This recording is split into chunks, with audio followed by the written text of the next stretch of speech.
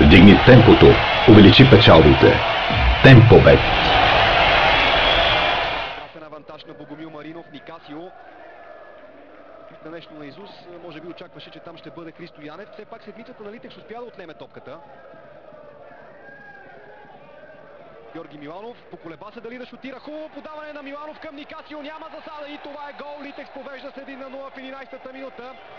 Чрез Никасио. Интересен надпис на фанелката отдолу. Майсторът на Литекс избухна с поредният си гол от началото на този полусезон. Само един доказан голмайстор може да изиграе по този начин, хладнокръвно, без да бърза в десният. Паюши. Добре към Никасио. Хубав финт на Никасио. Освободи се от Живко Желев. Излиза обаче на време Емил Петров и много чисто успява да отнеме топ Срещу Славия. Много центриране.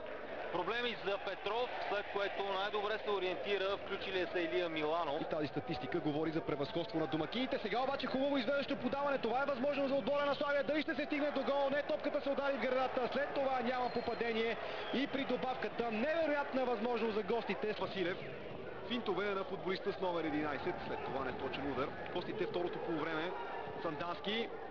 Дойде му топката на воле. Не можа да я намери както трябва. Като Мартин ви спомена за между Радослав Димитров и Петър Димитров в тима на Славия в пълна степен важи в десния фланг в отбраната на Литекс, където Христо Янев не е особено активен в дефанзивен план и това е причината.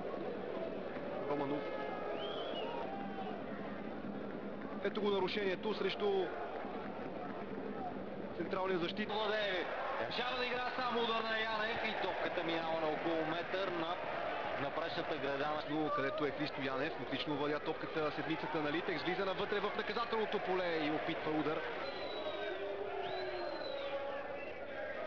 Златинов беше надскочен от Илия Миланов. Богомил Дяков много добре се пребори. Удар на Богомил Дяков. Ето това вече нещо интересно. Става до края на назначеното 3-минутно продължение. Ето го и центрирането на Златинов. Пиргов скача, успява да боксира в този момент. Чуваме и последният съдийски сигнал.